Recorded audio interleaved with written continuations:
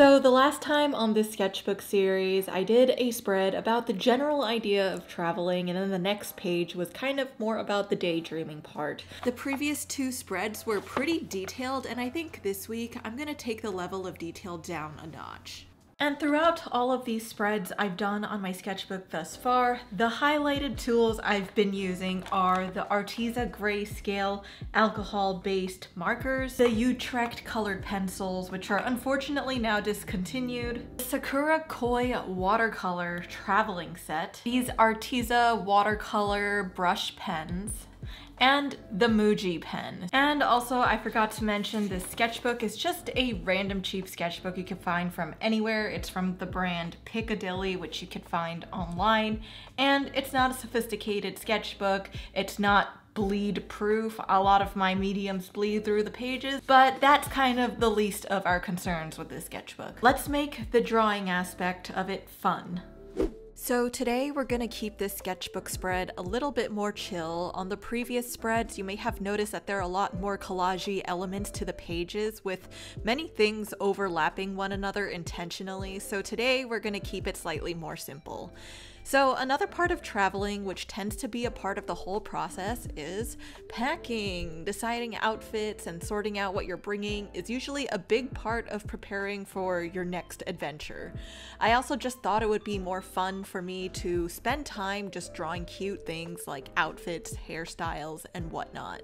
Usually I tend to put a lot of pressure on giving my drawings a story and having more dynamic poses, but because the point of this whole sketchbook, which is more like an art book, is to just have fun rendering out drawings again, I'm going to just allow myself to draw my character looking cute and doing nothing.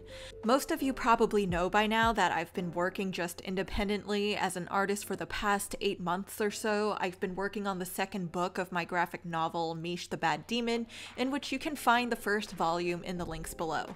I've been also doing sponsorships and collaborations on social media, email consultations on Patreon, and most recently streaming on Twitch. And thanks to diversifying my forms of income as an artist, I'm proud to be able to stay afloat without a traditional job while still making over 6 figures. I'll make another video by the end of this year breaking this down, but the animation / traditional entertainment industry has been just going through a very turbulent time, and I've just kind of been observing it as I do my own thing. And what I've concluded from the past few months is that the future of art careers will probably be on social media. I know that the statement will probably make some artists uncomfortable, and trust me, it's not my most favorite idea in the world either. And while there's a lot of work and pressure keeping up with social media and fighting the algorithm, I think there are still things about the creator economy that offers more options to artists than before. And if you're new to sharing your work online or don't even know where to start with that, I'd like to thank the sponsor of today's video, Snaptoon. Creating Reels, TikToks, and short-form content has been on the rise the past few years, and for artists, you either have to make comics, animations, or progress videos consistently to start growing your online platforms. This obviously gets very tedious and exhausting, but for anyone who wants to create animated content, Snaptoon makes that process easier. Snaptoon is an app created by veterans of game development and computer graphics who worked on The Sims, Civilization, Spider-Man, Star Wars, Star Trek, and more. In the app, you can create your own 3D animated shorts using its features such as designing characters from pre-made assets, animating characters by mixing template moves, generating and customizing shots, creating an animatic, combining your shots, and most importantly, being able to license your own work and use it for commercial purposes. This means you don't have to worry about copyright infringement as long as you're not using somebody else's IP. There are assets that you can buy from other artists, so anyone who's already skilled in animation or 3D modeling can earn money from within the app by creating and uploading assets other artists can use. Creating animated shorts is very time consuming, but for anyone who wants to be able to experiment with different stories and even create their own content for social media, Snaptoon is an option that you can play and experiment with. So if you're curious to learn more, check the link in the description box below. So thank you to Snaptoon for sponsoring this video. video and let's get back to it. So for anyone who is unaware, the creator economy is currently a $250 billion business and is projected to be worth more than $500 billion in less than 5 years. There has also been a rise in projects such as indie animation, Kickstarters for original projects, and visual artists on social media making a name for themselves. These things may not sound that interesting at first, but coming from the world of more traditional entertainment like creating films and TV shows for the animation world, this can be a big deal. Over the past years, many people have been less inclined to resort to watching TV or movies in theaters. Newer generations are more likely to pass time on social media, and I think it will only continue to grow that way with how technology is changing society. With that happening, any of the younger audiences who do tend to be the primary audience for animated content may more likely resort to social media to get their entertainment fix. It's been more difficult for independent creators to get their work sold to bigger studios lately, but the only places where there is still a noticeable increase in original animated content is YouTube, Kickstarter, TikTok, and Instagram Reels. And for those projects to get funded and have an audience, some level of recognition on social media is required.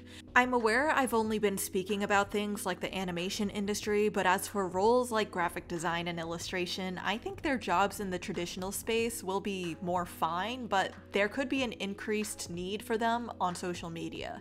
I know things like Canva and AI art exist that could be replacing the roles of many graphic designers and illustrators, but one thing I've noticed, especially with AI, is that it's not that easy for the average consumer to create consistently styled content, which is why there may still be a need for artists who can create design packages for other creators, videos, or brand. With more people becoming creators online, the need for branding material may also increase. I noticed that there has also been an uptick in people supporting small businesses, and social media has provided a great outlet for many small business owners who are also artists to promote their shops. This is a way they can create their own advertising for free and not always rely on ads if they are able to grow a following. Because many artists typically start off as a jack of all trades before narrowing down on one thing they do, starting an online business or online shop is usually a great place for them to experiment with making money, where they can place their art on various products to sell online and not just at conventions or in-person locations.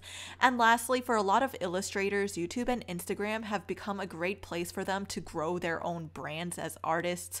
Artists you may have never heard of before can not only share the work that they do, but create courses for aspiring artists who can't afford art school and want to learn specific styles and techniques. Even I'm hopping on that boat of starting my own self-paced storyboarding course, so keep an eye out for that coming out later this year. People are able to showcase their work and monetize it by sharing their tools, making classes, making videos online, or even using platforms like Patreon where people can support artists they like. This opens up a lot of opportunities for illustrators, especially because they don't have to only rely on freelancing for other companies, brands, or businesses as their only form of income, and it allows them to utilize their own work as a way that they can support themselves. Ironically, for gaming, that's the only space I feel like can still survive in the traditional world, but there are definitely a lot of opportunities for new games to promote their work via social media. I think that there are a lot of artists on social media, but it is still not as saturated as other niches out there, and as someone from animation, I've just been witnessing the traditional entertainment industry plateau, while it seems like the creator economy offers more opportunities when the animation industry can't. Again, I've been able to continue living my life thanks to starting my Instagram years ago and being able to publish my own graphic novels because of that, and I think that this year has just been a sign or reminder that larger corporations don't really have your individual needs or growth as their best interest.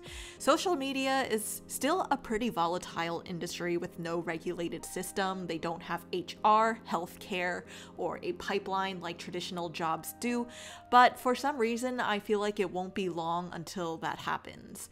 Many creators sign on with agencies and managers who help them find that stability, and it's only really been within less than a decade that that began happening.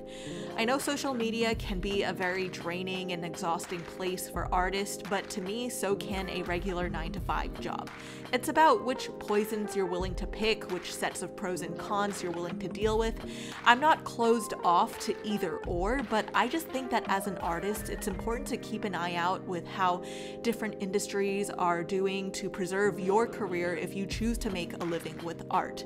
I think it's a good skill to develop an eye for trends in the creative economy and learn how to pivot when need be, because the world is always going to be changing. As artists, we tend to listen to a lot of advice from older veterans, which is great, but it's also important to be selective with the advice you take, especially if it's outdated.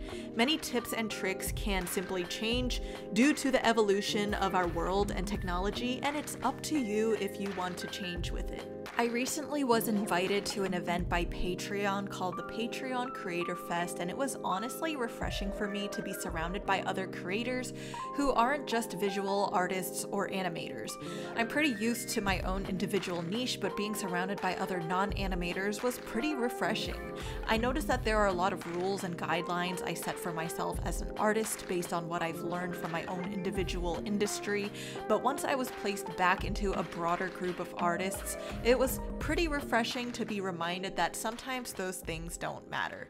For example, I feel like there's a lot of gatekeeping in the animation industry sometimes, where you have to have unreasonable qualifications to be able to earn certain job titles and positions, when really a lot of that is affected by non-skill measurable aspects like how much the company can budget and if they feel like spending the money on an original project or IP. These are things out of an artist's control in the traditional world, but on social media, for the most part, you can share anything. Social media can assist with the marketing, but you still need to grow your own account, which usually in the traditional entertainment space, this is handled by a marketing team. There has been a lot of criticisms by artists and creators at streaming companies and studios for being selective about which projects they'll focus on more promotion on, when some other projects literally never get the right amount of marketing. While bigger studios usually reach larger audiences, at least on social media, you can still have more of a say and control over how much you're willing to promote your own work. I also sometimes feel like there is a sense of elitism with art skills / level of understanding rules of filmmaking in the animation world, which I do think is necessary to preserve objectiveness in what makes a film good, but sometimes people just want to make art that's not that deep, and I think social media offers a place for that, where people find more unity in a common interest more so than judging and nitpicking your art skills. There will of course always still be your bad apples anywhere, but on social media nobody's gonna stop you from sharing what you want. And lastly, even when it comes down to recruiting for traditional projects, I still find a lot of recruiters on social media looking for artists to hire, and social media being a way for other artists to learn about job listings and ways for artists to get discovered. Literally, I recently saw that some studios request your social media platform as a part of your application, so even if you are somewhat not into using social media for your own purposes, eventually your traditional job or career will start to care about it. And if you're someone who's nervous about starting to use social media to share your art, I would encourage you to treat it like a sandbox more so than an official page at first. The truth is, your first few posts will not be your best and will most likely serve as an archive that people will look back to if they want to. I post comics on my Instagram now, but my Instagram once was just a place I shared random Inktobers on. Don't be too precious with your page at first, because just like a sketchbook, you're gonna have so many other pages you will be creating that the one piece you made that you think is bad is just gonna blend in with everything else and look like a part of the process when you look at everything all together. Otherwise, thanks for watching me complete another sketchbook spread. It was really fun to kind of just take a chill pill and draw some outfits, hairstyles, cute faces, and poses.